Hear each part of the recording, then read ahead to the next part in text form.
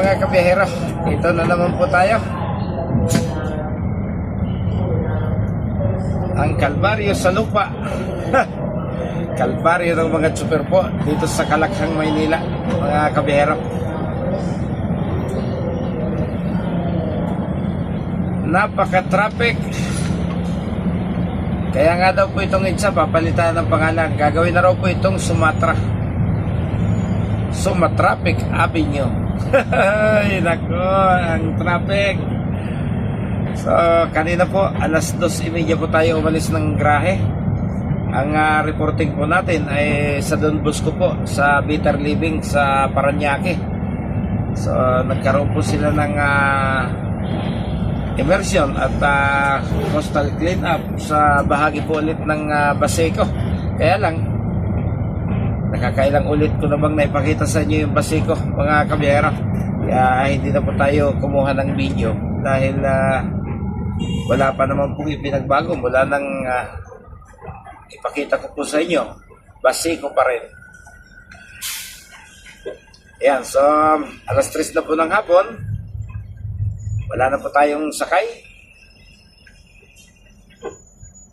Bukas, alas 3 ng madaling araw, coaster po yung ating ida-drive.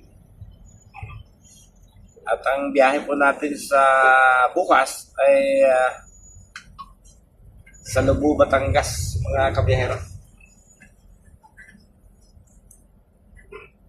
Ang mahirap dito, medyo umaambon-ambon pa. Siyempre, mga traffic enforcer, baka nagsipagtago na. Hindi pa naman kalakasan yung ulan. Kaya lang, kung magpapatuloy pong lumakas yung ambon, malamang sasagad po yung traffic, mga kabiyahero. Nasa may bahagi na po tayo ng Shoe Boulevard. Kaya lang, sobrang traffic talaga. Kaya kahit maiksi na yung distansya, malamang mamaya pa tayo makakarating doon sa may Mega Mall.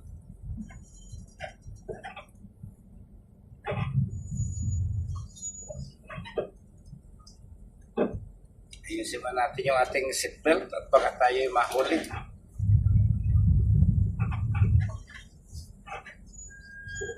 So siguro kapag na ipatupad po o naging batas yung tinatawag na provincial rate, posible yung traffic dito sa Metro Manila mabawasan. Kasi mag-aano pa ba dito yung mga taga-probinsya kung ang kikitain naman nila doon sa kanilang probinsya pareho lang ng kikitain sa Metro Manila. At least sa probinsya, kung pareho na ang sahod, kasama pa nila lagi ang kanilang pamilya,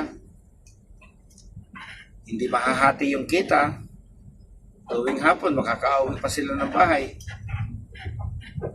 Samantalang ang pamumuhay sa Metro Manila, araw-araw, gigising ka ng maaga, makikipagsiksikan ka sa traffic, sa hapon, ganun din. Samantalang sa probinsya, kung pareho ang sahod at kikitain, o mas bumaba pa ng bahagyang-bahagya lang, baka mas piliin pa ng mga tao sa probinsya na nga manirahan.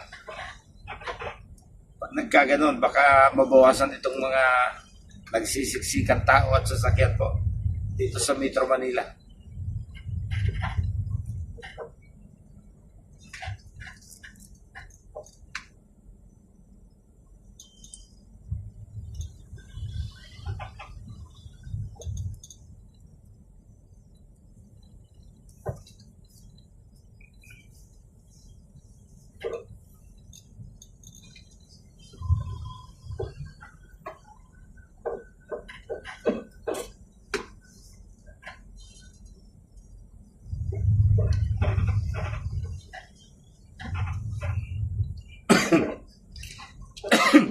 Ay naka.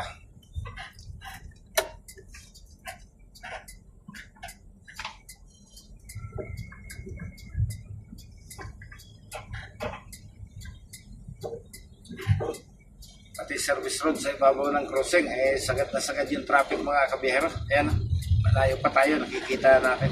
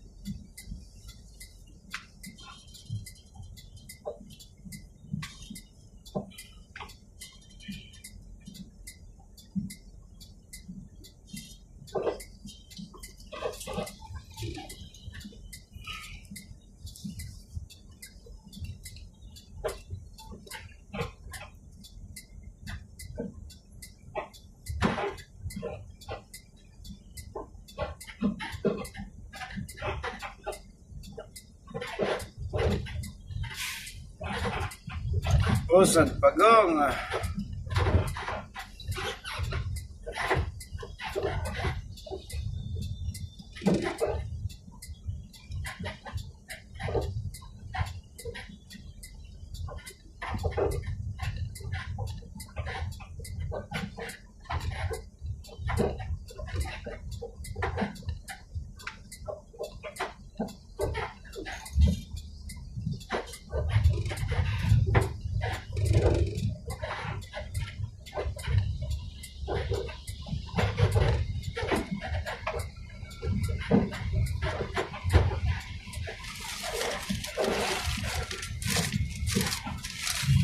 Napaka-atindi ng traffic.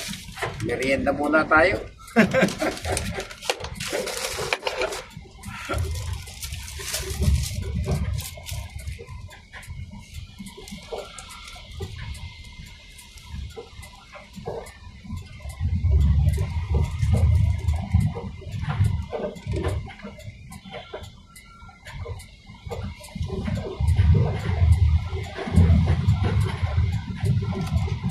Inihanda ko sana ito para magkape mamaya pagdating sa garahe. Kaya lang mukhang hapunan tayo darating sa garahe mga kabiyero.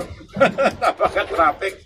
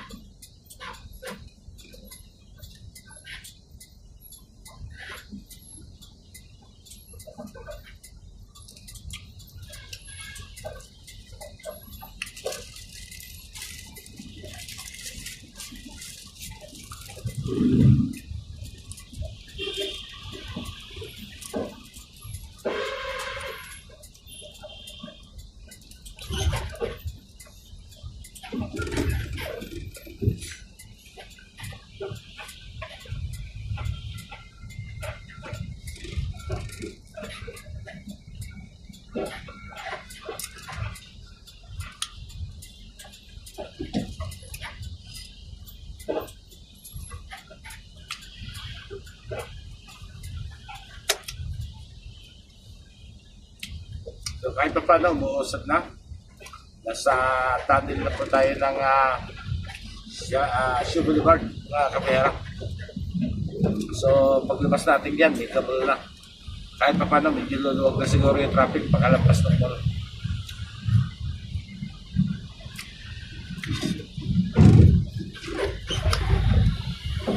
So hanggang dito na lang po. Kakain muna tayo. Nakikita nyo kung gaano ko kalaki sumubo eh. Babay na po, babay na.